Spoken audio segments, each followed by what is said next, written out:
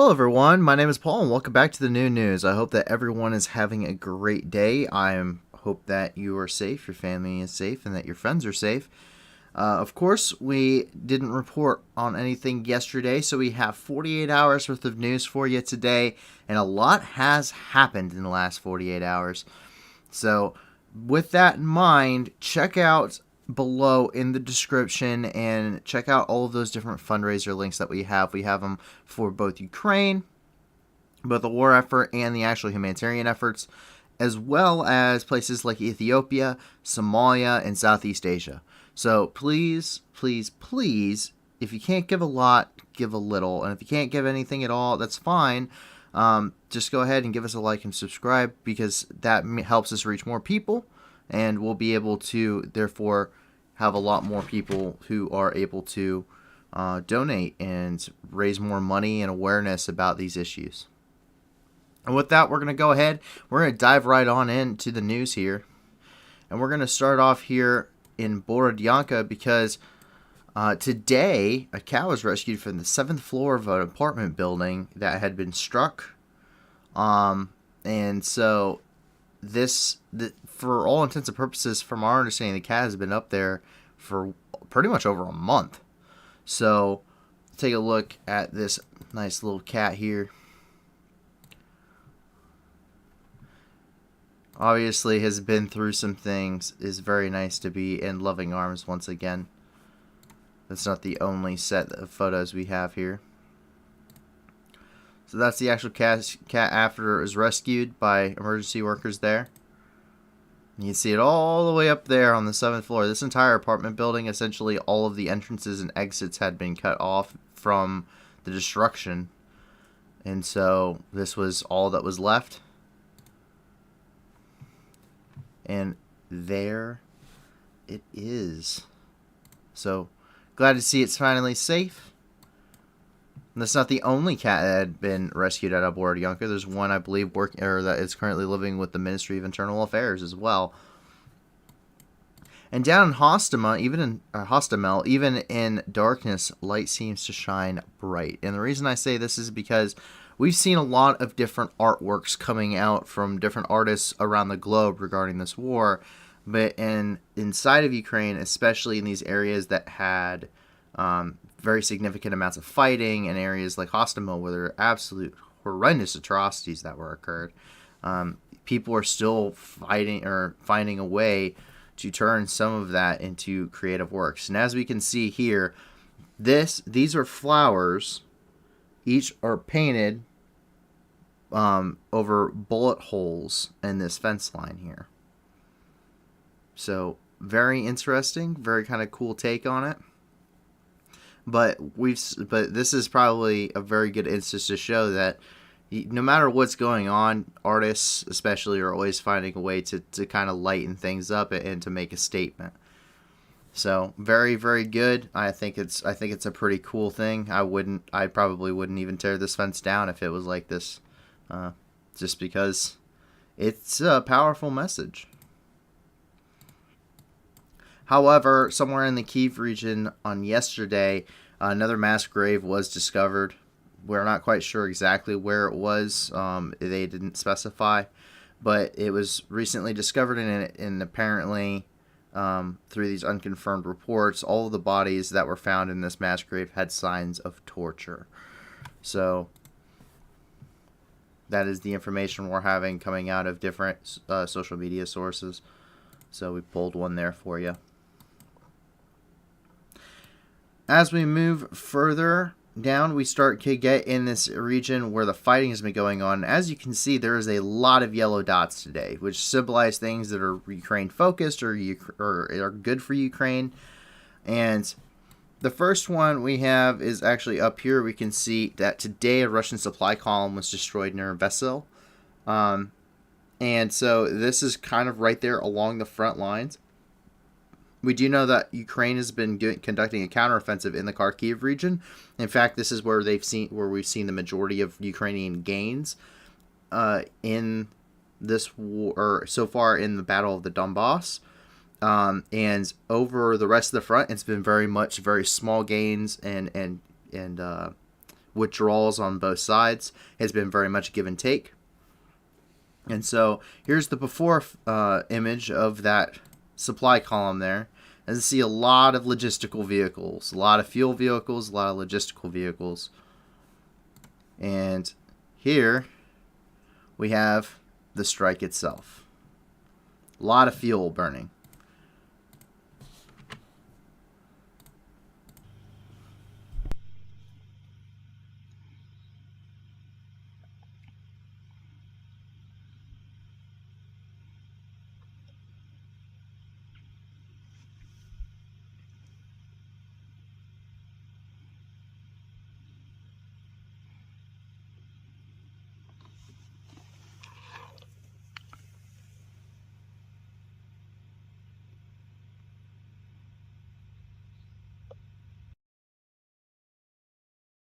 So that's always good. In fact, logistical vehicles, I would wager, are even more important than destroying things such as tanks, because tanks can't operate if you don't have fuel. Tanks can't operate if they don't have ammunition. Troops can't operate if they don't have ammo. Troops can't operate if they don't have food.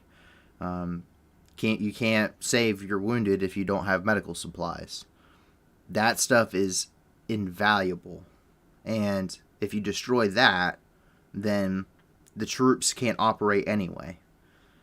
So that is kind of what we've seen. We saw it up in the northwest of Kyiv during the earlier parts of the war, and it's good to see that we continue seeing that kind of strategy of hitting those logistical vehicles harder than you would actual combat forces up here in Kharkiv as well.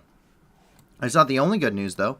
Here, the village of Moldova, which is in the Kharkiv region, has reportedly been officially liberated. So very, very good news. This actually puts the front much further than where we thought it was. So there have been a lot of gains that we just haven't heard about yet. And we see that here today. Ждаем. Шаг за шагом, село за селом, нашу землю.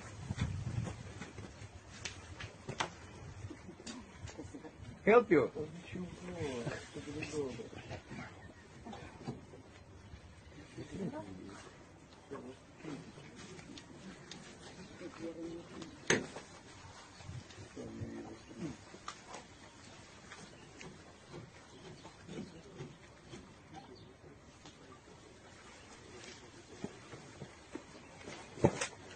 Слава Україна! Героям слава!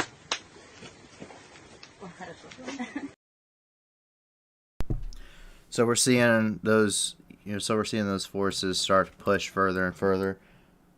However, in this area of fighting, this isn't the only thing. The Chechens today apparently forgot how to fire an RPG.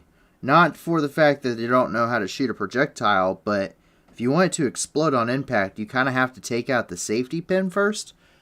And they didn't do that. We have a video of them here. So it does have copyright music, so I am going to cover that up. But we take a look here. You can see right there at the tip of the warhead, that is a safety pin. And on most rockets, including even those NATO one-time use rockets, you have to take out safety pins. Same thing with like mortar rounds, hand grenades, all this stuff has a safety pin. Because you don't want this stuff to just kind of bump around and explode when it's in the back of the truck. So when you go to use it, you pull out the safety pin, you load it, and then you fire it. I have no idea what this Chechen soldier is engaging. More as we saw in Mariupol, more than likely nothing. He's probably just shooting it. But if you want the boom, you have to take out the pin first. As we see here, his buddy kind of rolls away in this kind of weird angle. You could probably just, this dude's just standing up. And he fires it, and he kind of lays down. He's watching it. And, it was supposed to blow up by now. You can tell they're obviously not in a serious engagement, considering the fact that they're just kind of sitting there kind of laughing. Half the guys are just kind of watching this dude. One guy's got his phone out. The other guy's just kind of lazily walking up beside him with his RPD. So it's not, obviously not very heavy fighting wherever they're at. They're probably there for more propaganda purposes now that Mariupol, for all intents and purposes, is for the most part over. The major fighting there is over, except for what we'll get to later today. As we move further south along this line, we know that the Russian forces were destroyed yesterday near Sulivka, which is here in the Kharkiv Oblast, southern part of the Kharkiv Oblast, almost once you get into Donetsk. So we're definitely headed into this Donbass region. And we just see this off of drone footage. So we can take a look here. So this is actually coming from Roman Danik, and he is actually one of the volunteers there fighting in Ukraine, and he does have a YouTube channel, so he maintains this stuff.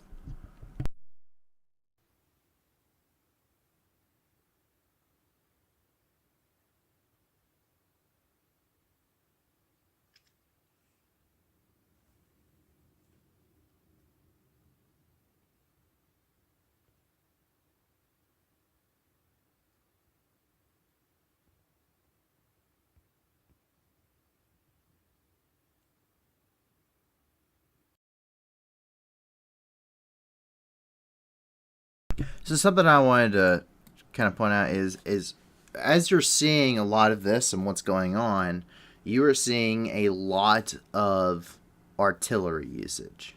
Now, we've seen a lot of artillery usage from Russia before during essentially the entire duration of the war, but now you're seeing both sides are essentially destroying enemy forces in large quantities with the use of artillery.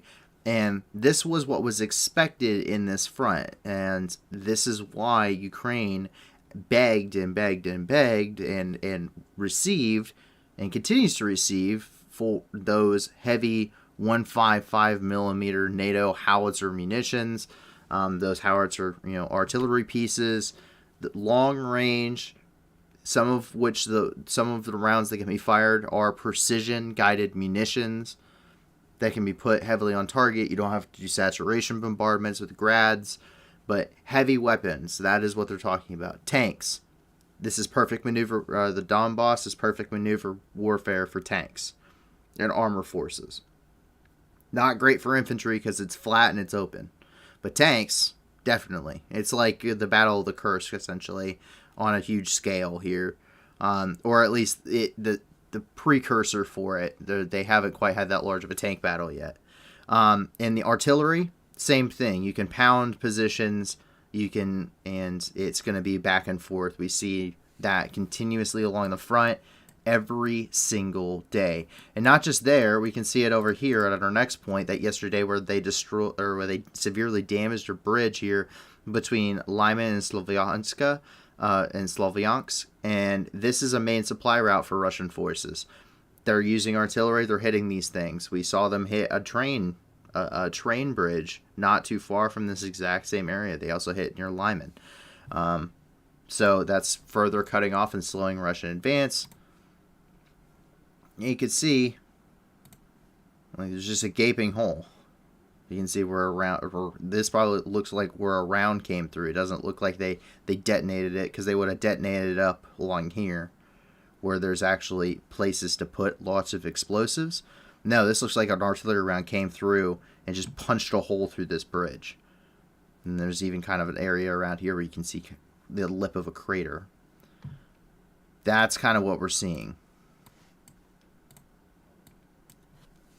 Here today, a Russian tank destroyed here along the Donbass front. A lot of the stuff coming out does not necessarily have exact locations. We do know where the majority of the fighting is taking place.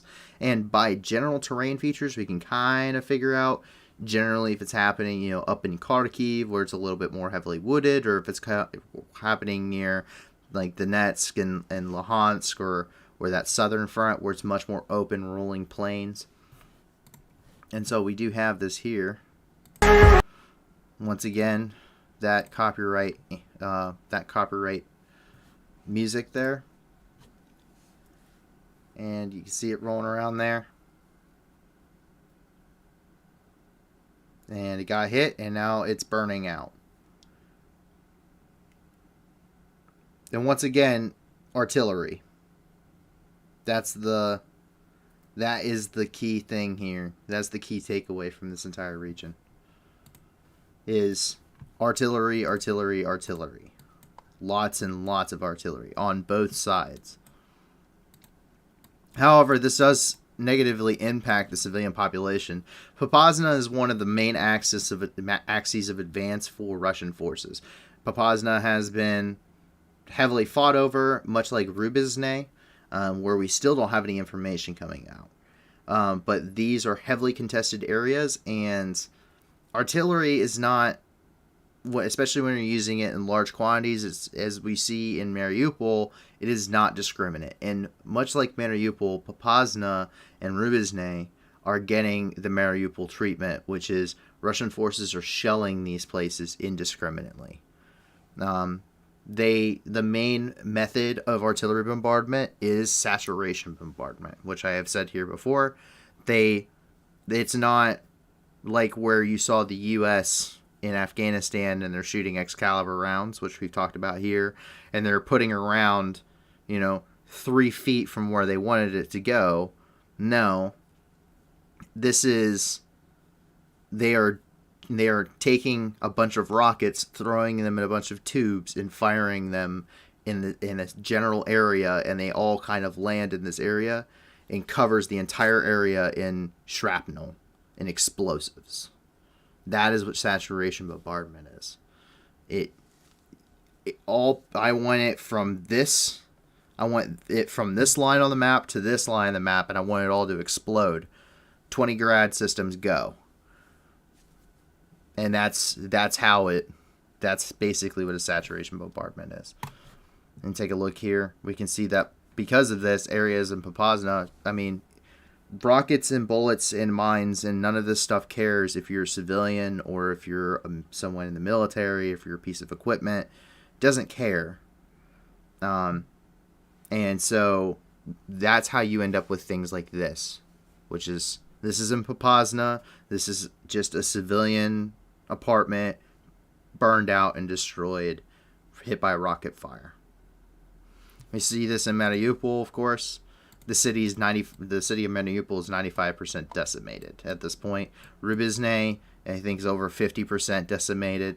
Popasna, there's no official figures coming out of Luhansk regarding how decimated that is, but considering it's still contested, has to be significant. Avdiivka here. Today, Russia struck the coal plants there in Avdiivka while people were leaving work. They actually ended up hitting the bus stop just outside of the coal plant itself. And it killed 10 and wounded another 18 as they're waiting on the bus to go home. And we do have some images for that. That is the coal plant there on fire.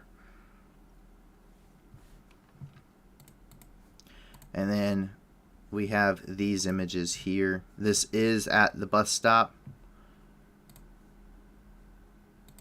Those graphic images blurred out once again. This isn't the first time. There were videos earlier in the war of rockets landing at bus stops and as people were waiting to go home. As we move along this southern front as well, the U.S. volunteer James Vasquez is reporting once again. Last time we saw James, he was up in Kyiv with the U.S. volunteers in the Foreign Legion.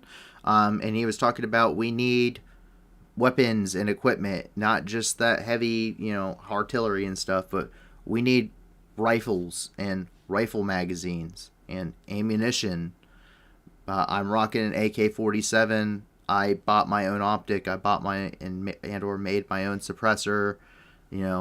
I did this for my whole team. I have 3 magazines. Everyone else rocks AK-74s. I rock an AK-47, so I have a lot less opportunities to get ammo. I have 1 grenade and some drones. And I guess those were answered. There was a bunch of stuff that ended up reaching him and his team, and there's been a lot more focus on that kind of stuff, what the average person needs to fight this war. And now they redeployed into the Donbass, and we can see them here today. So take a look at some of these videos here.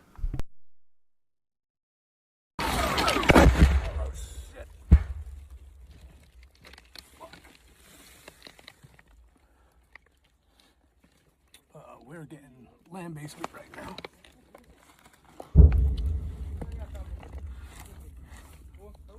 Vic, you all right? Yes. All right. Keep your head down.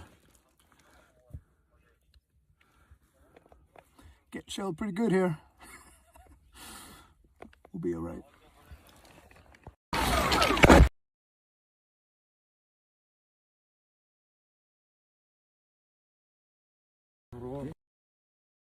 I just want to thank Elon Musk for the Starlink system. Came in very handy today. Saves a lot of our asses. Thank you, sir.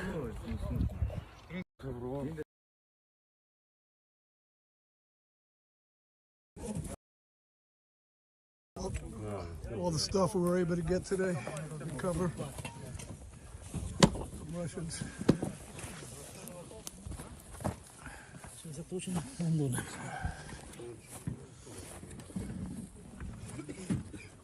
There's still more.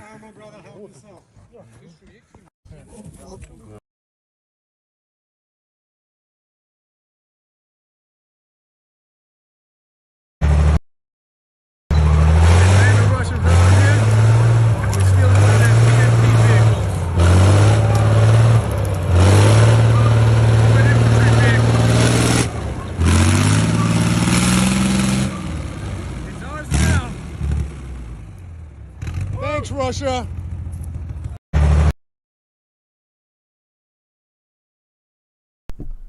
And so as we can see there, he's doing well. I mean, I'm glad he's doing well. I'm glad he's, he's made it through thus far. I hope he makes it through the war, and I hope all those guys do. But they're obviously out there. They're hooking and jabbing. They're doing what they need to do. So, and it looks like they're being rather successful. They are, in harm's way still. And I hope that we can see some more stuff coming out from James in the future.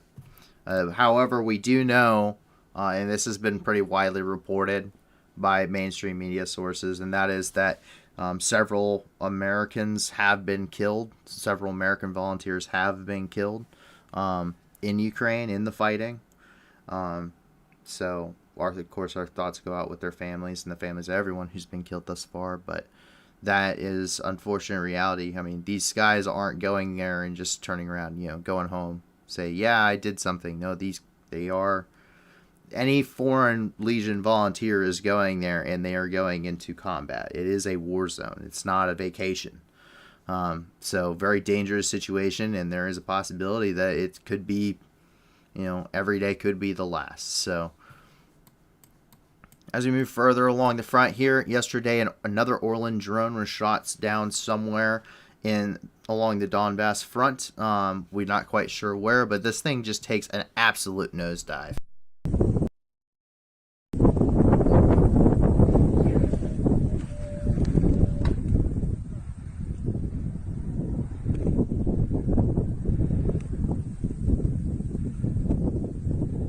Вот так, Орлан долетався.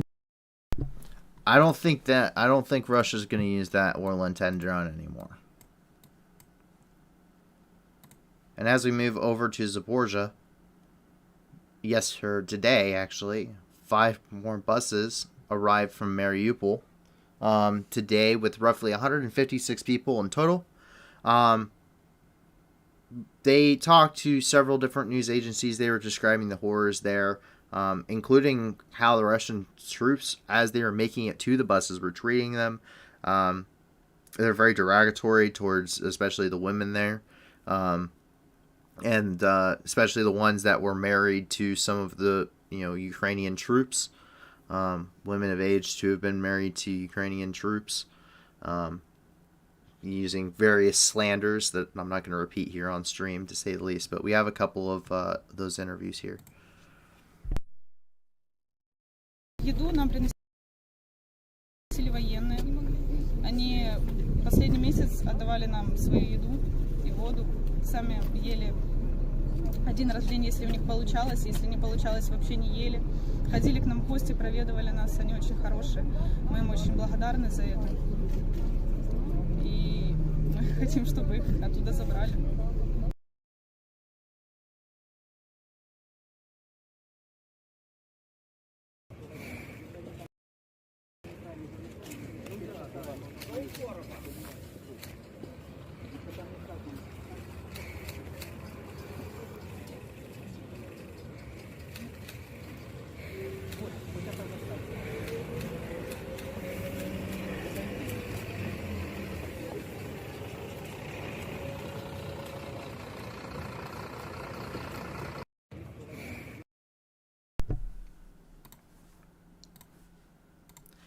However, that news today leads us into Mariupol. And Mariupol has had a lot going on in the last couple of days.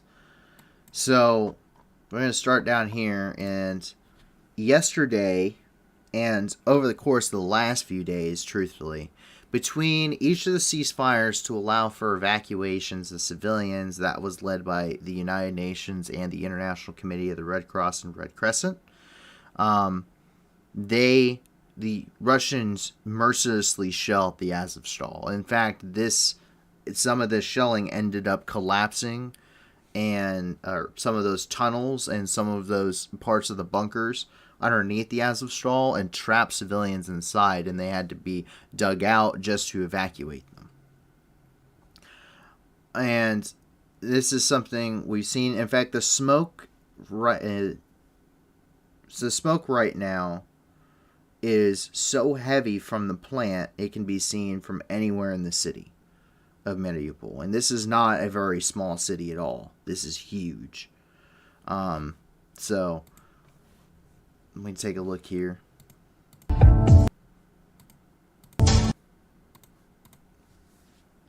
And there it is. There's the smoke. That's the smoke coming out of the AZOVSTAL right now amid this Russian bombardment.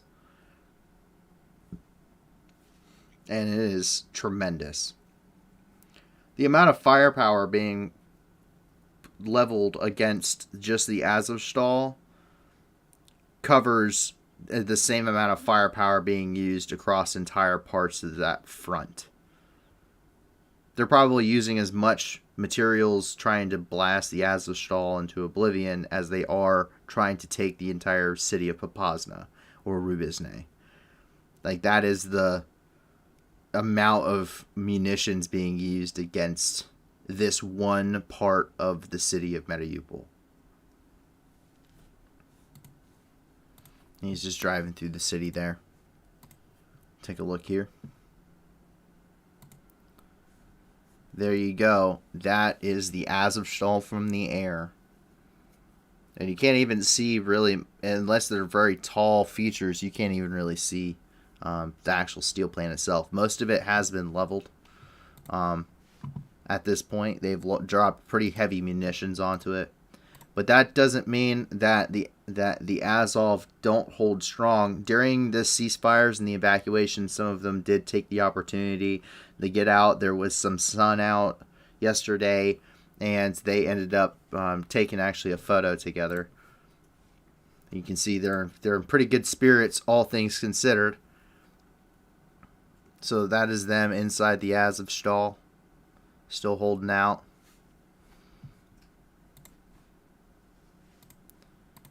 But today, what we have learned is that Russian forces used the International Committee of the Red Cross and the UN evacuation efforts to reposition their forces and to pre-position them and to allow them to push into the AZOVSTAL steelworks. So while they had some troops that were, overseeing, the evacuations behind those cameras, behind everything that was going on, they had tanks, armored infantry fighting vehicles, troops, boats even, from our understanding, that they mobilized and they repositioned them around the AZOVSTAL, and now they have pushed into the AZOVSTAL steel plant. They are currently inside of the AZOVSTAL steel plant, from our understanding. Keep in mind that we can't confirm everything. But from our understanding and from everyone else's understanding, they have pushed deeper into the AZOVSTAL steel plant. They have attempted to land troops by boat. And they are currently storming the steel plant itself. Despite, once again, on global TV networks, Putin saying, do not storm the AZOVSTAL, it is pointless. And directly ordering his commander on live TV to not storm the AZOVSTAL. Just besiege it. They are now storming it today. And this was precursored by heavy bombardment that ended up killing 2 civilian women, reportedly injuring at least 2 others. We did see the confirmation of those civilian deaths. We are not going to be showing it here, but it is mentioned. We do have another video coming out from the AZOVSTAL,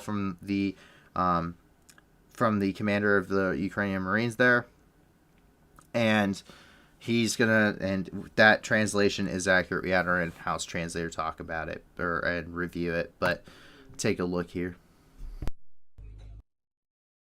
Слава Україні! Сьогодні, 3 травня, цілу ніч по території заводу «Азовсталь» працювала ворожа корабельна артилерія, ствольна артилерія, скидалася надважкі авіаційні бомби.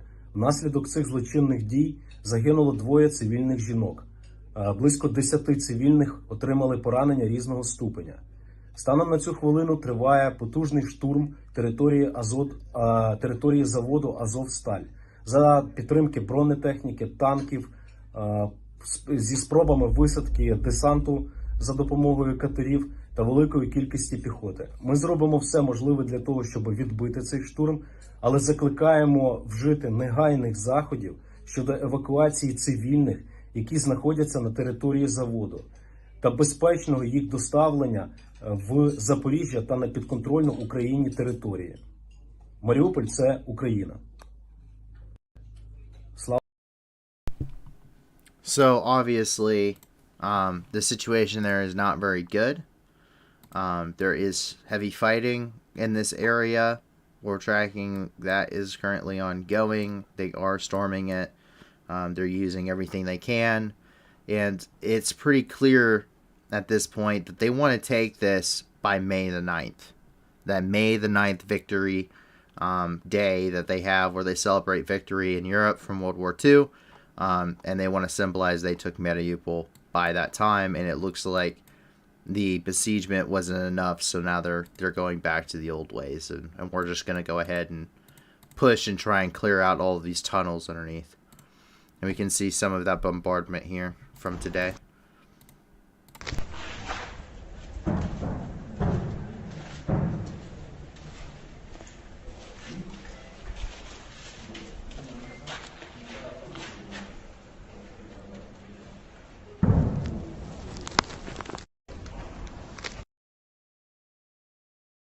So active fighting there inside of the AZOVSTAL once again. And they have pushed deeper. And to report, quote unquote, I should say, on the AZOVSTAL, interestingly enough, up here at the Illich steel plants, which was previously captured some time ago, today was spotted Vladimir Solyov, and basically, to best describe him, he is the lead propagandist for Russia. And he's kilometers away from any of the actual fighting, and he's in full combat dress, like he's standing in front of the AZOVSTAL steelworks. And to the untrained eye, and to anyone who doesn't know, if he's standing here at this steelworks, no one's going to know the difference if it's this steelworks or this one in Russia. So very interesting indeed. Once again, he's the main propagandist for Russia. I mean, he's and this stuff's going to be getting filmed and sent back to Russia. It's going to be sent back to state-run media in Russia, which is very, very concerning to say the least. As we move further to the west here, we can see in Kherson yesterday, Ukraine hit yet another ammo depot, as could be spotted from Chernobivka again, which is just outside of Kherson. And this is no small explosion, and this is a logistical nightmare for Russian troops. Every ammunition depot has a massive stockpile of ammunition for the troops that are on the front lines. You destroy it before they can even transport it to them. That is a huge win, and we've seen multiple ammo depots get hit. This one must have been pretty big. It's a pretty big plume of smoke coming out of this thing.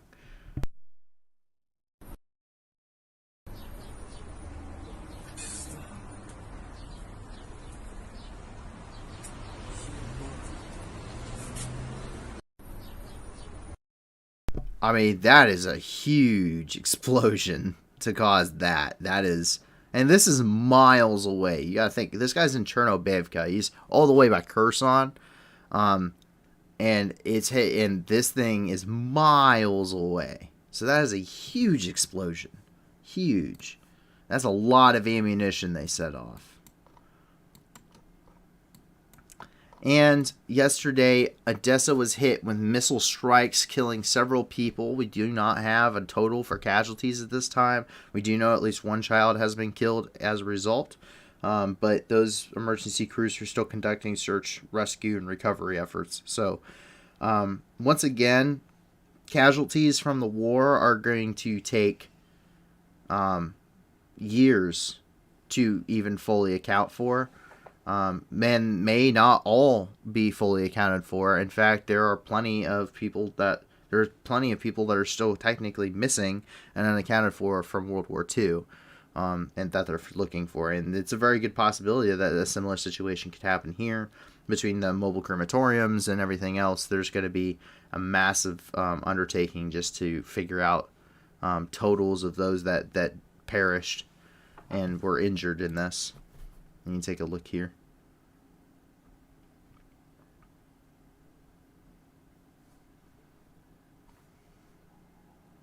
And here we go.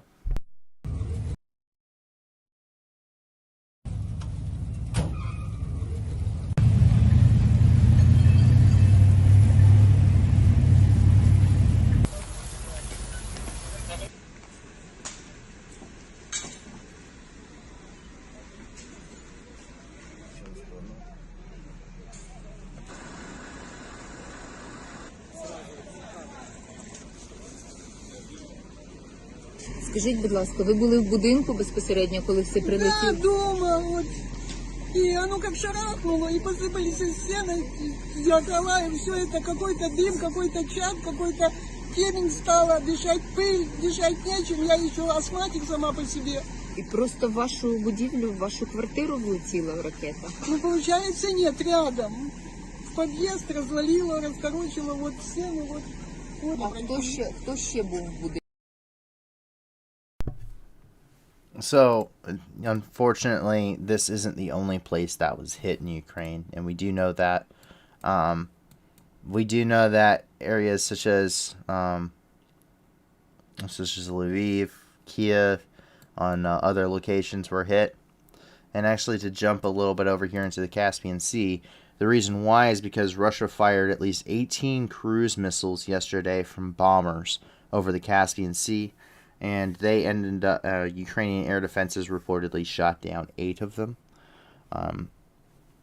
So that's kind of what we're seeing here, is the result of yesterday and today, because there were more today from those bombers, and it looks like a similar situation yesterday.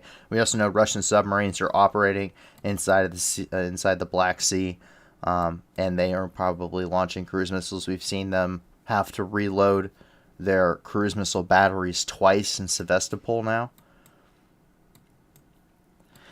And as we move over down here to Snake Island, we have a little bit of good news, and that's because yesterday, Bayraktar TB2s destroyed the outpost there on Snake Island, or begun destroying that outpost, I should say. So this was seized by Russian forces early on in the war. They set up a small outpost there on Snake Island, and Ukraine sent a couple of Bayraktars, and they destroyed that outpost, as well as they sank also 2 Russian Raptor patrol boats. So this is the location of those 2 Raptor patrol boats you're probably hearing about a lot, that were sunk yesterday. And we do have the drone footage coming out from this. Take a look here. So this is a ZSU battery, ZSU 22s, or 23 TAC 2s, just anti-air systems.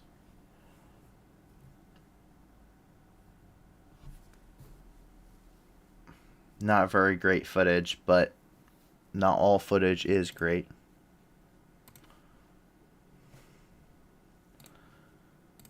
Then we can also see here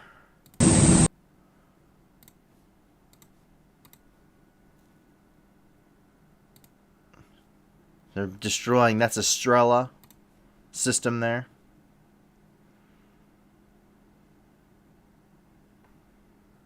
And basically Strelas are a lot like a Stinger system, but they are also capable of but they're capable of being mounted onto a vehicle, if that makes sense. However, today, again, more video was released of them actually hitting the Russian command post there on Snake Island. So we don't know if this was yesterday or today, or of course, a lot of information in the war does get released a little bit later than real time, especially when it's official military releases like drone footage and whatnot. So it looked like actually back here in these videos, if we take a look again, you can see that these videos actually say that they were recorded on April the 30th. So a few days ago, but the news is coming out now. And that's kind of a theme that you'll see throughout the entire war, is the fact that this stuff is delayed. Every place is delayed. We only can relay that information as we get it. So just keep in mind. Today, more information came out of them actually conducting the drone strike there on the command post. And we can see that here. So there's that Russian command post. They've set up kind of a radio tower there. I don't know if it's built in or not, but they're going to hit it here in the courtyard. It would appear. And these buildings, these telltale buildings, are how we can identify this is also on Snake Island.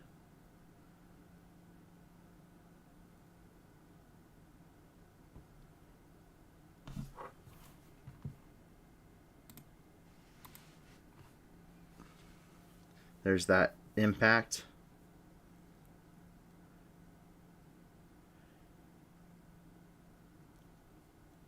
And then there's another position. Not quite sure what they're hitting here, but looks like an emplacement of some kind. You can see the tarp over it and the sandbag walls around it. And so it takes a while to actually conduct a drone strike, believe it or not, because you have to identify the target, you have to get clearance to actually fire on said target, and it can take a while. And obviously the result, however, is a catastrophic kill of something. Whatever they hit, it's cooking off real good. It looks like it may have been an ammunition storage. Yeah, it does, because we can see the tubes going off there. So whatever they hit, it was important, and so effectively that renders the outpost here no longer effective. As we move further north, we can see here along the Moldova-Ukraine border. So just across the border is actually another Russian breakaway region called Transnistria. Transnistria has existed for about 30 years. It's been a breakaway region. It's unrecognized, just like the Donbass is unrecognized, or Crimea is unrecognized internationally. This place, you probably never heard of it until now, and that is because it's Russian backed. Russia has a task force of troops there. They maintain troops there. It's a breakaway region inside of Moldova, and there's been a lot of tensions recently. So much so that Ukraine is now barricading its border checkpoints and preparing defenses here because there's a concern these troops in this Transnistrian region were put on combat readiness, and so there's a concern that Russia could actually launch an offensive from the west into Ukraine. How big of one they could do, no idea. But it's a possibility, and that is not a possibility. That is not something Ukraine needs right now, so they're bolstering up the defenses ahead of time just in case. And we can see that here. They're not having it. They're not about to do any... They're not going to deal with any of this. Transnistria can stay in Transnistria, and that is how Ukraine is feeling about this right now. And I can't say I blame them. Because what they don't need is another Russian offensive. They're already dealing with a 500-mile or a 300-mile long or 500-kilometer long front lines here in the south and in the east. They don't need a second front opening in the west. Big, small, doesn't matter. And it doesn't look like they're going to be dealing with it. They're just not interested in that. And I don't say I blame them. Lviv hit by cruise missile strikes once again. Parts of Lviv are actually out of power. So those strikes, once again, included Kyiv, Odessa, Lviv, and Dnipro today. That's part of the cruise missile strikes that are coming out of the Caspian Sea from those bombers. So they launched about 18. Ukraine shot down 8 of them. That meant 10 missiles got through their air defense systems. Maybe hit targets, maybe didn't manage to reach them all the way, as we've seen with a couple of these. But we do have some footage coming out of Lviv. Lviv is, for the most part, they have seen a couple strikes thus far, but for the most part, much like Odessa, they aren't as heavily impacted by the war. Odessa gets hit probably more than Lviv does. Lviv is relatively safe. This is where refugees getting ready to cross into Poland are, where refugees coming in from Poland are. This is where a lot of the news media is at right now. Lviv is a major staging point for any foreign fighters coming into the country. So very important location, very important city, and relatively, once again, safe. In fact, even Kyiv is relatively safe, enough that consulates are reopening currently. But it was once again struck today, and we do have some footage of that.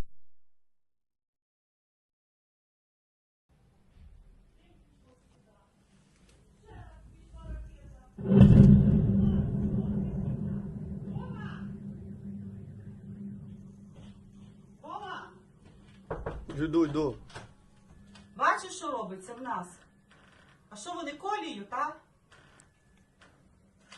Давай, діваємося.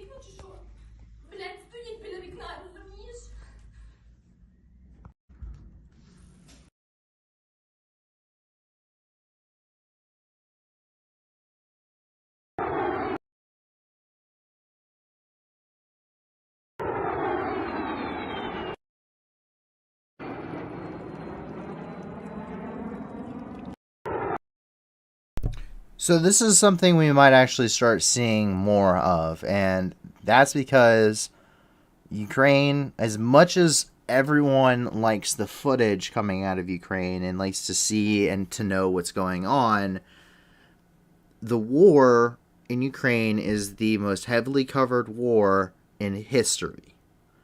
And it is an intelligence gold mine when you're talking about trying to conduct precision strikes. So this guy has blurred out all of the terrain here. The reason being, you can't identify where this is at, where it's headed, what's around here. There's no terrain features that you can use to sit here and say, well, we missed because we went over this is the flight path it ended up taking, because you don't know what flight path it took at this point. There's nothing for you to tell you what flight path it took. And that's why we don't see as much footage coming out of places like Odessa, where they said stop filming. After that oil plant got hit, they said stop filming explosions. They're adjusting their fire off of your videos that you're posting on Twitter and social media. And that is a very real possibility in the age of modern warfare, where every civilian in the world, every person in the world essentially has a cell phone or knows someone who has a cell phone that can take a video and post it on the internet anywhere in the world. And that makes it an intelligence gold mine for anyone trying to adjust their fire. That's the same reason why we don't hear a lot coming out of places like Mykolaiv and Kherson. We don't see a lot of things going on down here because Ukrainian forces are on the move. But if Russian forces are getting blown up or on the move over here, in Kharkiv, or if we see them, doing stuff in Luhansk, that's all over the place. Because Western countries, especially, where a lot of these news sources coming from, don't, Western countries and inside of Ukraine, they don't want to show where Ukrainian forces, where they're at, what they're doing, when they're doing it. But Russians show it all day long. Because if you can show where the Russians are, that just means that they can get blown up eventually. That's like the thought process. And that is why we're probably going to see some more of blurred out footage in the future. But as we see, there's a green dot here today, and it's because we have something that has nothing to do with the war. Unfortunately, 27 people were killed in a very large fatal car accident in Rivne today, which is in Rivne Oblast. 27 people were killed. It's a multi-vehicle crash. A passenger bus, fuel truck, and a minivan all collided along the Kyiv-Chop highway. Only 12 people were able to escape the ensuing crash and blaze. So you take a look here.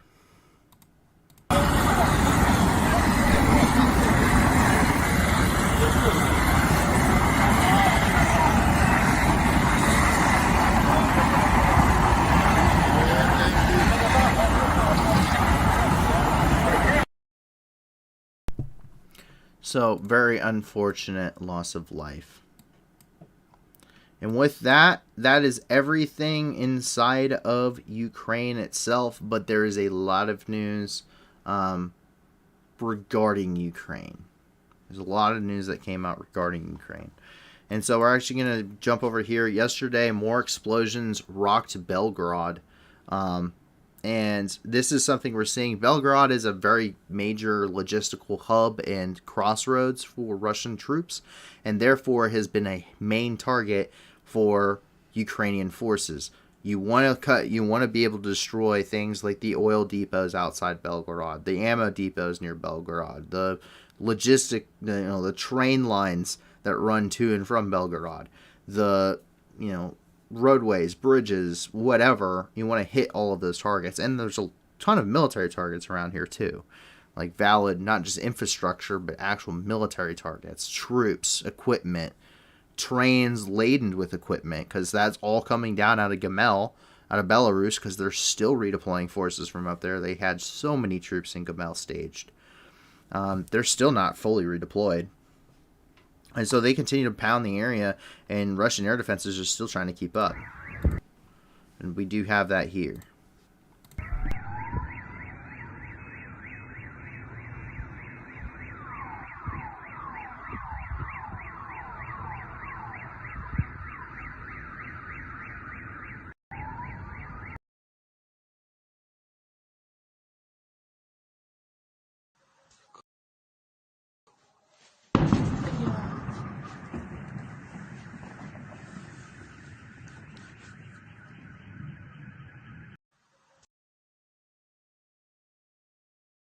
So obviously something was hit in Belgorod. We don't know what, but we do know that there has been a significant uptick in reported shelling in the area. And then as we move into Russia, there's been some interesting developments in Russia. First off, the Ukrainian intelligence believes that Russia may be beginning to fully mobilize its forces. So there is a lot of speculation and a lot of things right now regarding Russia. And Russia is a giant wild card because no one truly knows what Russia's going to do. No one knows at all what Russia's going to do, specifically what the Kremlin's going to do. They have kept everyone kind of on edge this entire time. They continue to do so.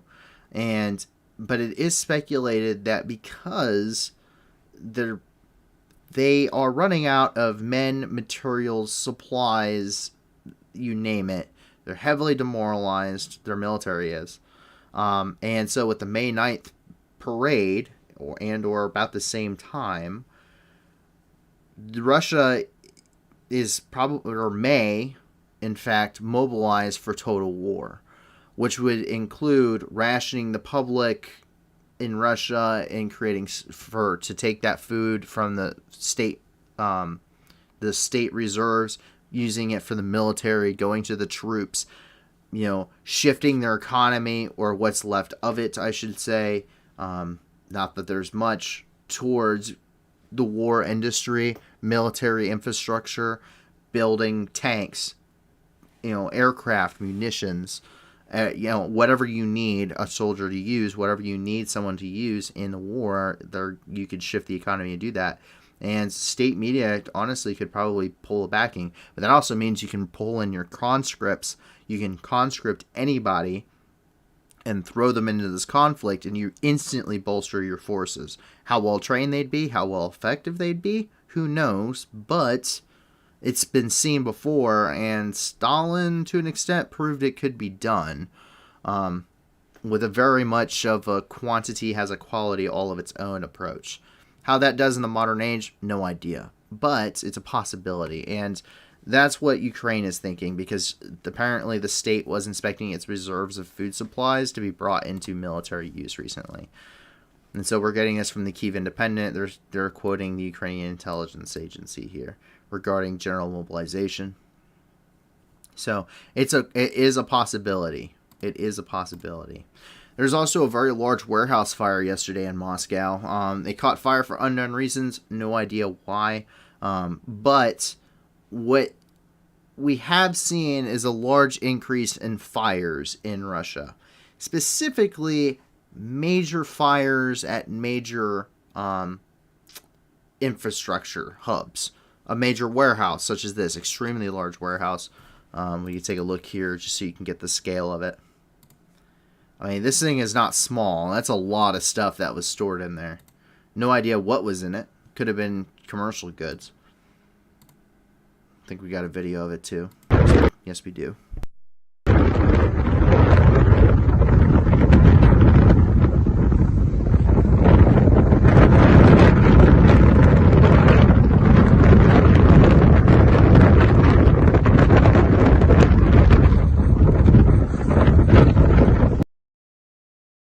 But this isn't the only thing we've seen set on fire. We've seen 2 rocket research facilities for different parts set on fire. We've seen several chemical plants catch on fire. And then we'll get to a little bit later. We've seen some other infrastructure catch on fire and or explode. But they have, Russia's, especially the Kremlin, has used some very choice comments, and they've used some very choice words in the last few days. Not sure if we reported on this. I don't think we did. But Sergei Lavrov, he is the Minister of Foreign Affairs for Russia. He went on Italian state TV and said that Hitler had Jewish blood and that the most ardent anti-Semites are Jews themselves. Which is not a good statement to be making at all. That's similar along the lines of what the actual Nazis said. The same kind of ideology of what the actual Nazi Germany did say. And then, instead of apologizing for any of those statements today, Russia decided to announce that Israel, a predominantly Jewish country, which was founded in 1948 as a nation for survivors of the Holocaust, were backing the neo-Nazis in Ukraine. Ukraine has a Jewish president, one. That, whatever statements for that got overlooked. Two, Israel is a predominantly Jewish nation. In fact, it was founded under the principle of this is a place for the Jewish people because every other country has tried to kill them off, and we just had the Holocaust happen. It's a predominantly Jewish nation. I don't know.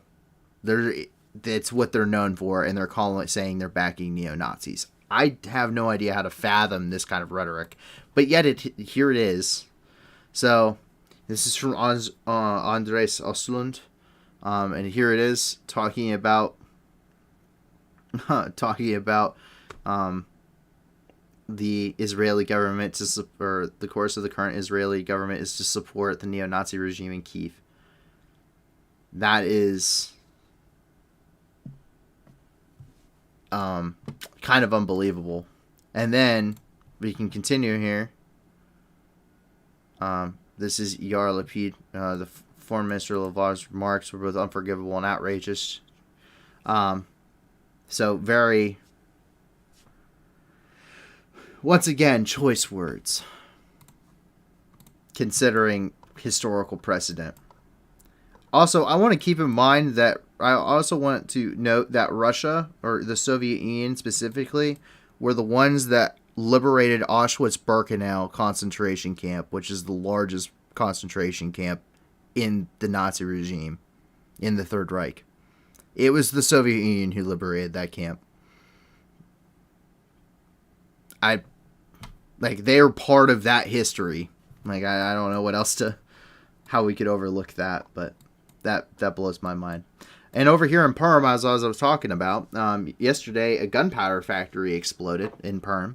At least 2 people are dead, another was taken to the hospital in regards to this. The cause of the explosion is not unknown. But once again, critical infrastructure, especially for war effort, is decimated. Either by fire or by explosion. And we can see the resulting fire from that.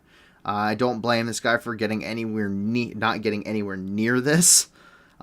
Gunpowder explodes. I can't imagine this goes very well for anybody. But major fire, major explosion, gunpowder factory in Russia. And then that's not the only one. There's several wildfires currently going on inside Russia. A couple of large ones, but not a whole lot of information on them other than they're currently ongoing. What's the interesting thing is the civilian unrest, the civil unrest, and possible sabotage inside of Russia, resulting in some of these really major fires in some very important places. However, Germany had an immediate change of heart in the last roughly 48 hours, and that's because they said that they would immediately back a Russian oil embargo, meaning they were 100% behind now, jumping on with the EU and saying let's put an embargo on Russian oil. Germany has taken a lot of flack for not being active enough in cutting, and limiting their imports of energy supplies from Russia. They have been criticized and to very heavy extents on, well, they've had change of hearts. They were going to send body armor. They weren't going to send weapons. Now they're sending lethal aid. Now they're sending more lethal aid. Now they're going to be sending Gepards, which are an anti-aircraft platform, which is a pretty heavy piece of equipment. So we got that changed around, and now it looks like slowly but surely we're changing how they view the energy sector too, because really that is what's left of Russia's economy.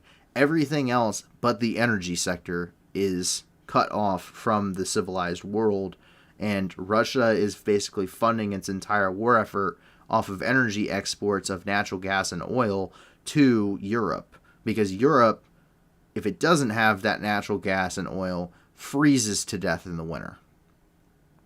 They might get through the first winter. The second winter they'll be out, and they have to source new places to get that oil, whether that's from Saudi Aramco down in Saudi Arabia, whether that's from natural gas reserves in Poland and Germany. Maybe the United States opens up reserves up by like Alaska and off the West Coast.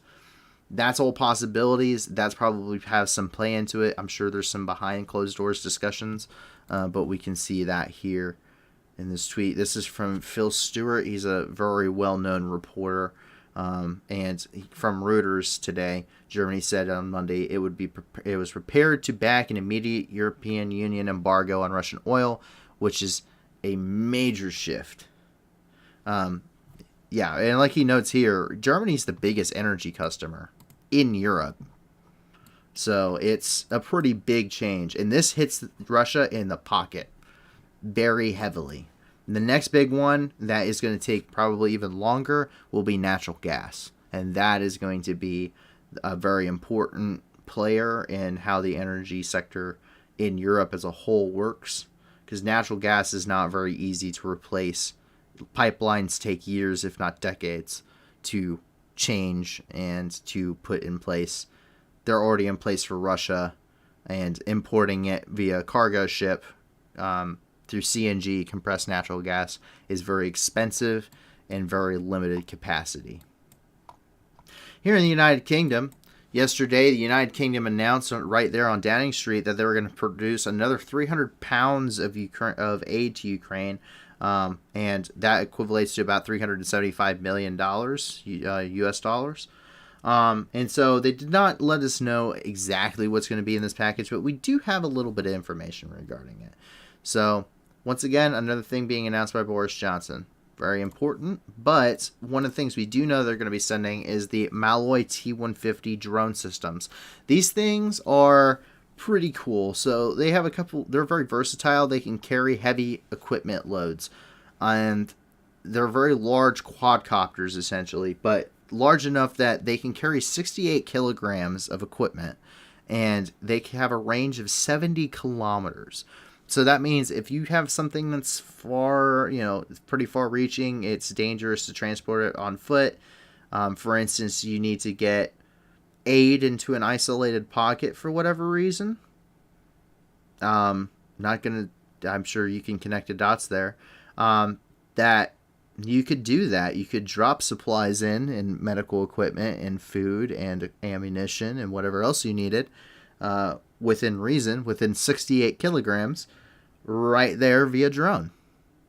Not put anyone in harm's way, and probably in a much smaller package. So very cool. We do not know how many of those drones they are getting, but we do know that they are getting them. And that sums it up for Europe. But as we kind of move into Eurasia here, here in Turkey yesterday there were a couple large fires. So it's a PKK, which is a Kurdish Marxist group. They have an affiliate called Yajashin Chuchkalari. I'm sorry, my pronunciation is terrible for a lot of things.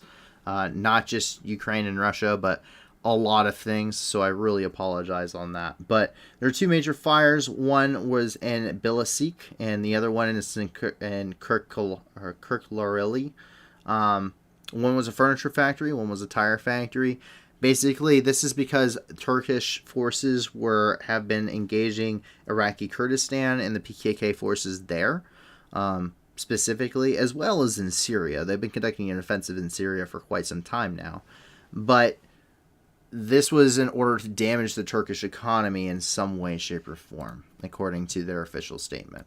So we do have a video of one of those fires here. Gonna mute that tab. It has some copyright music there, but looks like it's the tire factory.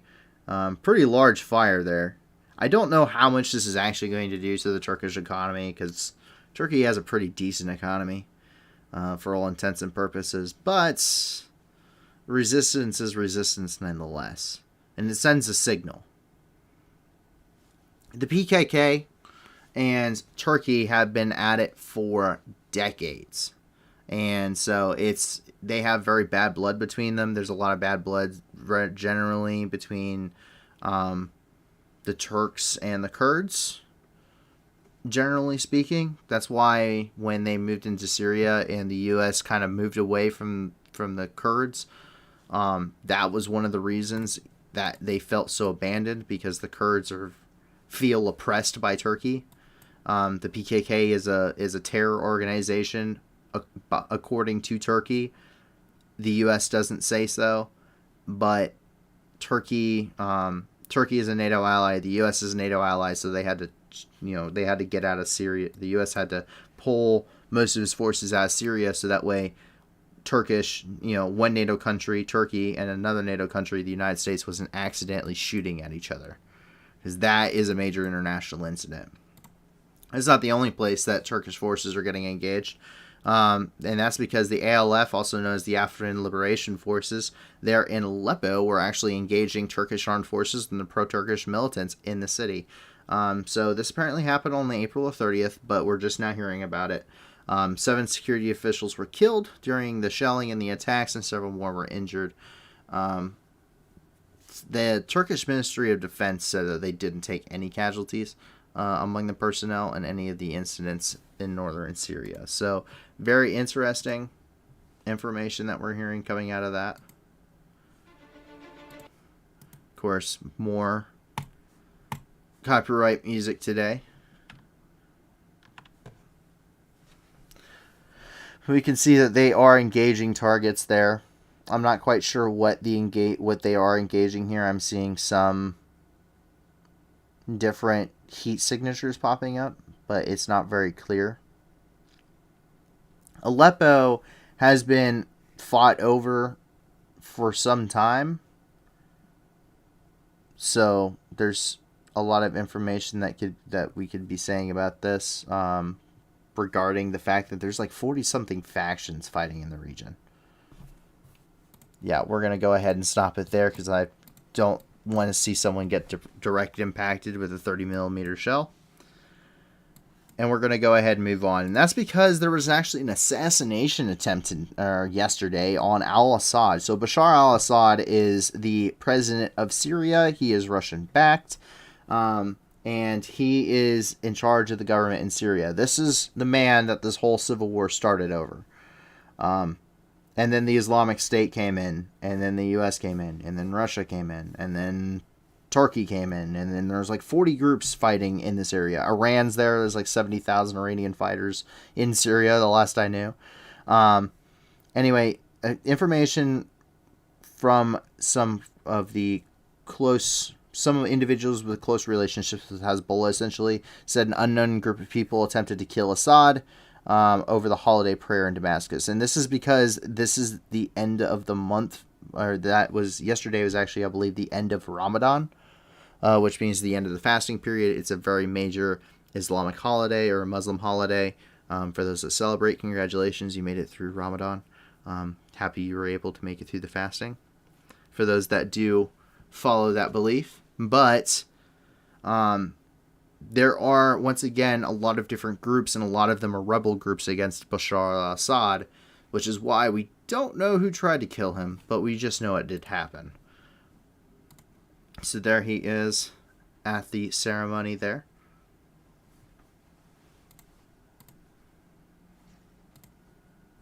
Once again, another photo from that ceremony.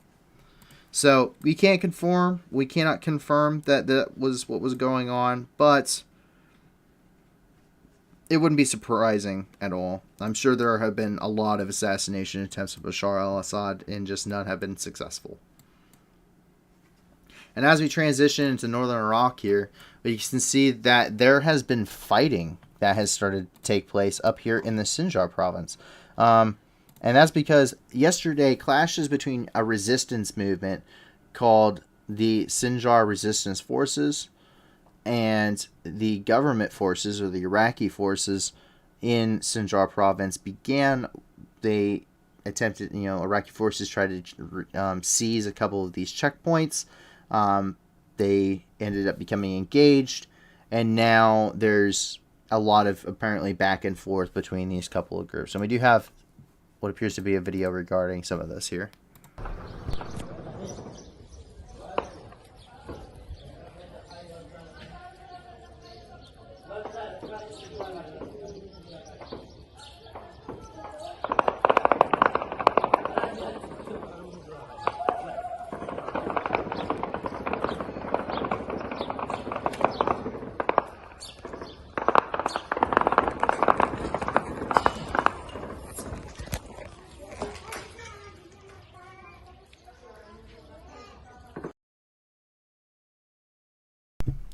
And then today, to follow up with that, the fighting has grown fierce enough that 4,000 people are reportedly displaced because of this.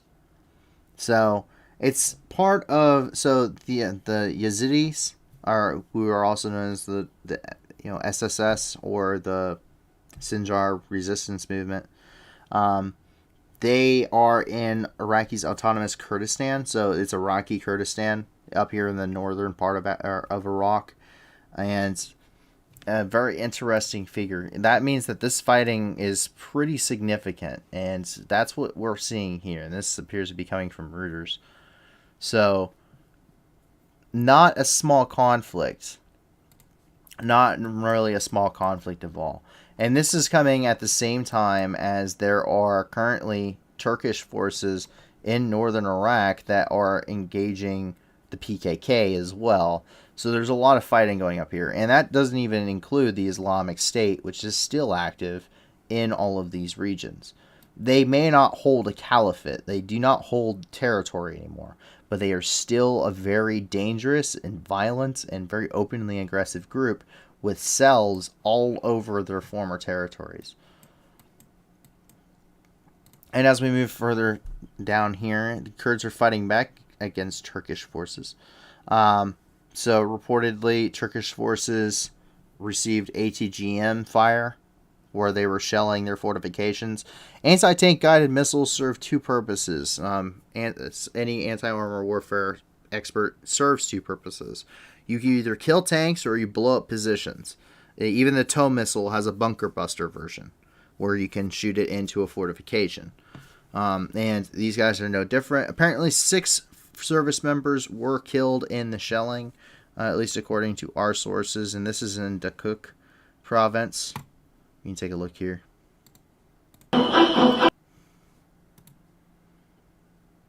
So, mute this tab here.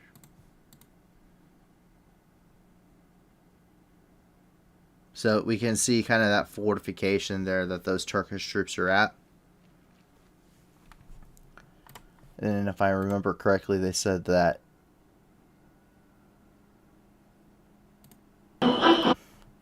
for a lot of this stuff, it wasn't until like a minute in that anything actually happened there. So we're going to take a look here.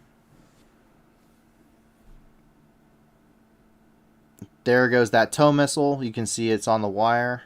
It's going in towards that Turkish position.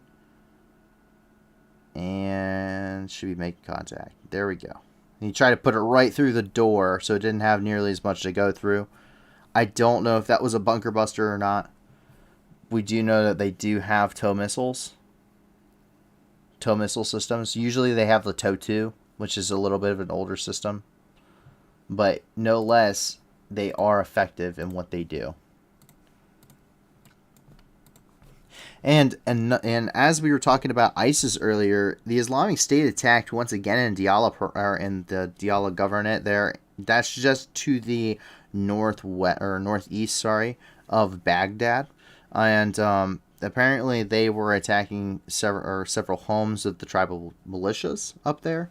At least one member was killed, a couple others were injured, and some agricultural equipment was damaged as well, which is very important considering Diyala this province is mainly a agricultural province. A lot of course, Iraq is desert, and the Diyala River actually runs through here, and that makes it a very major.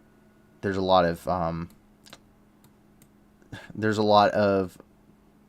farmland in this area, because there's not a whole lot of farmland, necessarily usable farmland in Iraq, period. So, very major development. Up in Armenia, we see that today and a little bit starting yesterday, there's been a large protest in Yerevan, which is the capital of Armenia. And basically the opposition party is trying to block the roads. That's because the ruling majority party right now is expected to take sweeping concessions and peace agreements between Azerbaijan and Armenia, who are still technically at war. About 200 of these protesters have been detained. Basically, the civilian populace is very upset because they they fought, Azerbaijan to a standstill, and now we're going to be taking concessions. We're just going to take whatever they offer, and we're just going to kind of lay down and roll over. And that's kind of how the people are feeling from the opposition party. So 200 people so far have been arrested. We can see that here.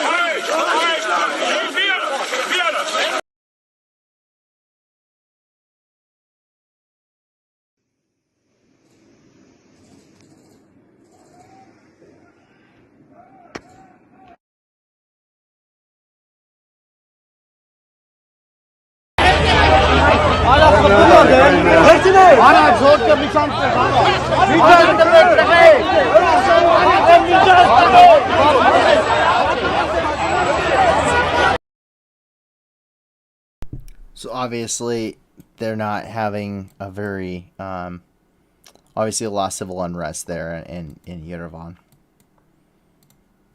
And yesterday also, Azerbaijan reported an attack by Armenian forces near Kalbajar. And so basically, this is the official statement from Azerbaijani Defense Ministry. And they said that on the evening of May the 2nd, units from the Armenian Armed Forces using small arms fired at positions of the Azerbaijani army in the area of Kelik settlements of the Kalbajar region from positions located in the Yukarı Shahorza settlement of Basarachar region on the state border. So this is right between these two countries. We've heard of this situation happening a couple times now. Our units have taken inadequate response measures. No losses in personnel and equipment at present. The situation is in the indicated direction is stable, and operational situation is under full control of our units. So very, very legal. We haven't taken any losses. The situation is under control. Armenia is still shooting at us. We did not really need to shoot back. It's on the border. That's about it. That's very legal way of saying that, essentially. And as we move over here into Pakistan, the former Pakistani Prime Minister Imran Khan was actually charged with blasphemy after he went to an official visit in Saudi Arabia. He went to Medina, to one of what is Muhammad's mosques in Medina. It's essentially the second most important holy site for Islam, from my understanding, and the first being Mecca. And basically, he got there, and a lot of people there were also Pakistani, and he was saying a lot of things about how Sharif needs to be ousted, and, which is the new prime minister, and a lot of people were calling him a thief and what have you. Basically, they were slandering the current Pakistani prime minister, Sharif, inside this mosque, and that's not really a thing you can do in Saudi Arabia. So he, along with 150 other people, are currently charged with blasphemy. So how that goes, we don't know. This is coming from the New Arab, which is a other news agency here focused on Arab world information. And this is just their own webpage here on it. So if you guys want to go check it out. And as we kind of move down here and into regions such as Africa, we can start up here in the northern part of Africa, where a prison breakout there in Tripoli, which is in Libya, actually led to one guard being killed. They don't know if this was a riot that started internally or if this was something that there was outside assistance with. What we do know is that dozens of prisoners ended up successfully escaping the prison and are on the loose, and they also stole an armored car for when they made their getaway. Once again, we don't know if they had outside help. It's very plausible, but that is currently the situation inside of Libya. As we move down further, Somalia, Burundi forces, believe it or not, came under attack by Al-Shabaab, which is an Al-Qaeda-linked terror group today, and they attacked this outpost of Burundi forces. Burundi is an entirely separate country. They're just there for security assistance there in Somalia, and Burundi's actually over here. It's just under Rwanda next to the DRC. And 100 troops, 100 Burundi soldiers were killed in the attack. More than 100. And they ended up, the Al-Shabaab militants, once again an Al-Qaeda group, got into the compounds, killed everyone off, took what they wanted, withdrew from the compound, and then the facility was later raided by the nearby locals. We do have some videos coming out of that.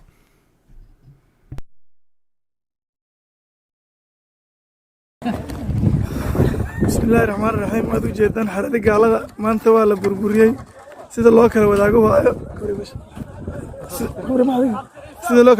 waa u jeedin baabuurkii salbateeda shidaal ku jira laga miiro haya gaadiid waxa meesha yaalla waa wax lagu dhaco haayo alaabtee la daldasho qaniimadii alxamdulillaah ilaaha maxad iskala ku faarti burburiyey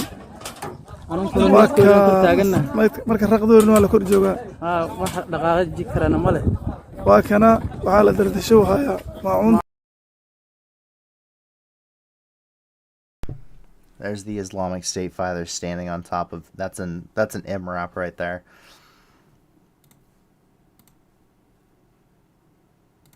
Generators being stripped.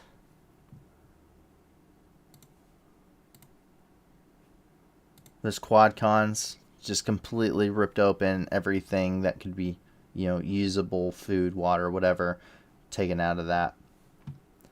So, once again, over 100 Burundi troops killed there by Al-Shabaab militants in Somalia today.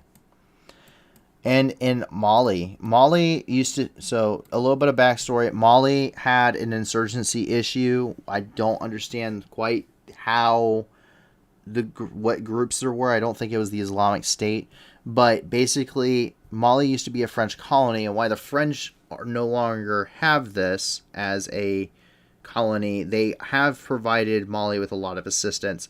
Mali actually requested some assistance to fight the insurgency, and France actually answered that call, and they went and they sent a task force, a quick response force here. They brought troops from all over the globe that they had, and they actually put them inside Mali and resecured the country. However, the ruling military junta, which basically means the military is in charge of the country, sent France a notification today that they were breaking off from all defense agreements, all security agreements, for what they called egregious violations of its national sovereignty by French troops stationed there. So the French have not made any official statements regarding this notification, but basically it means that French troops are no longer welcome in Mali. The French government is no longer welcome in Mali. You need to leave. And so that is the situation in Mali at this point. And a couple of bits of information coming out of DC. So no helicopters yet in Ukraine. That is coming out from yesterday, and that is also paired with the fact that Russia is, according to U.S. intelligence, preparing to annex the Donetsk and Luhansk by mid-May. This could also happen alongside a possible annexation of what will be called the Kherson People's Republic there in the Kherson Oblast, which is where that major counteroffensive by Ukraine is currently taking place, heading southward from Mykolaiv. So very interesting information. When it comes to the helicopters, these are the Mi-17s.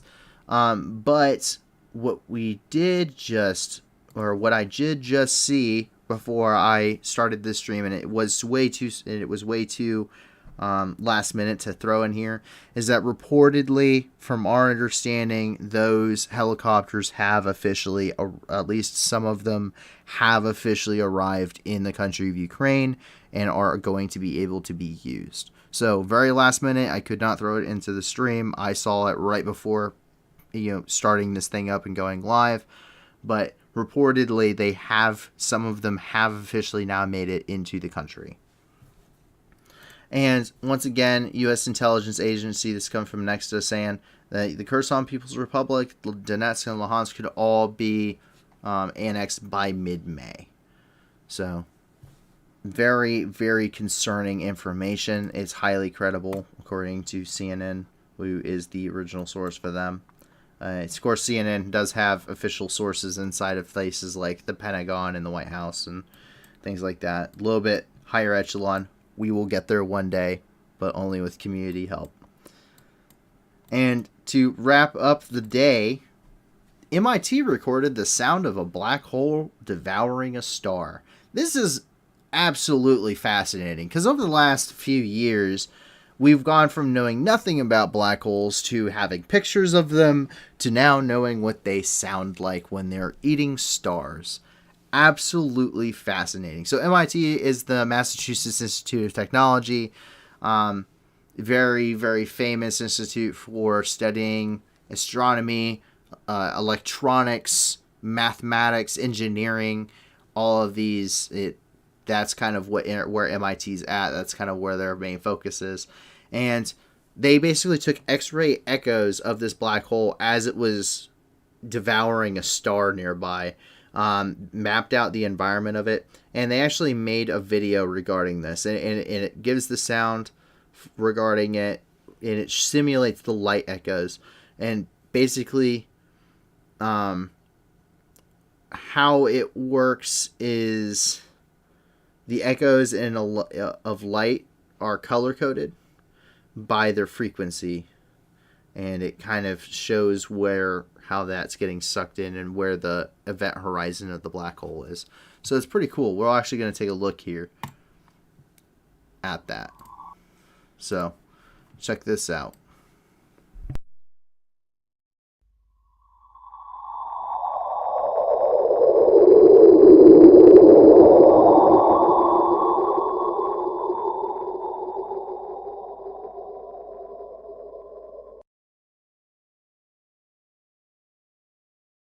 So you just heard a star getting sucked into a black hole. How cool is that? And of course, we're getting this from ARS Technica. So if you guys want to check them out, that is their link there. But very cool. The astronomy is awesome. Science is cool. I've always been fascinated by social studies personally. Science has to be my probably very close second. But the stuff about our galaxy, I find it absolutely fascinating that realistically, according to all scientific data, I mean, me and you and everything around us are made out of stardust. That is absolutely fascinating. It's mind-boggling how things that we have all around us today are created from things like that, and how the universe just works in general, and how much we don't understand, how much we don't know. And it's very cool, the theories that come out. I highly recommend, if you're ever interested in that kind of stuff, in that science kind of stuff, Kurzgesagt, they're a German thing. They have their own channel that they break down really complicated things and make it very super simple. Very awesome animations that they do with it. Highly recommend them. I love watching their videos personally. But it's fascinating, and I love the fact that every day we try and find something like this, something interesting or uplifting at the end of the day, because there's a lot of bad stuff that goes on. But hopefully, with this community, we can make this we can make the bad things a little bit less bad, and that's because in the links in the description below, we have a bunch of fundraiser donation links that we've all vetted. Upwards of like 75 or 80% plus of all donations go to the actual programs. They don't go to the administration costs that some fundraisers or some charities are known for, where they have really high paying salaries and stuff. No, this stuff is going to the people that need it. And that is what we vet for. That's what we look for in organizations before we even throw them up here. And that's not just for Ukraine. If you want to, lots of humanitarian links. There's even some link there for supporting the war effort and the Ukrainian troops there on the ground.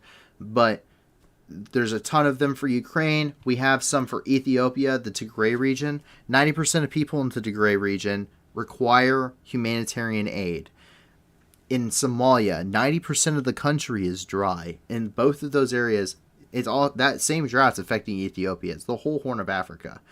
In both of those regions, children under the age of 5 are especially affected. So, please, if you can't give a lot, give a little. And same thing with Southeast Asia. They got hit by a super typhoon. I mean, I've never heard of a super typhoon until this one hit. It's Super Typhoon Rai. And so they're still recovering from that, and they will be recovering for a long time. And we're still looking for Durban, South Africa. Apparently corruption is making that very difficult. But we could use some community help in trying to source something for that we could actually give and put here in the stream. So if you can do that if you would be willing to pitch in, join us on the Discord. The link's also in the description, and you can send that to us. But with that is actually it for the night. So once again, check out those description or the description for those links. If you can't give a lot, give a little. If you can't give anything at all, give us a like and subscribe and join us on the Discord. We want to be able to grow this thing to where I can put fundraisers directly onto the streams. We don't have to wait. We don't have to put it in the description. Put it right on the stream. And the more people that this reaches, which is how those likes and subscribes help us, it reaches more people, and then more people are joining in on this community, get to share with us in the news, and we can, fundraise more money for the causes and the people that really need it. So with that, I appreciate you joining us. I hope you'll be joining us again tomorrow night. And I hope you'll be joining us in the Discord community as well. So I hope that you remain safe, your family and friends remain safe, and I hope that you have a wonderful rest of your evening. Tomorrow's Wednesday. We already made it halfway through the week, hopefully, by the time we're streaming tomorrow night. So enjoy your wonderful Wednesday, and we will see you tomorrow. Take care. Bye.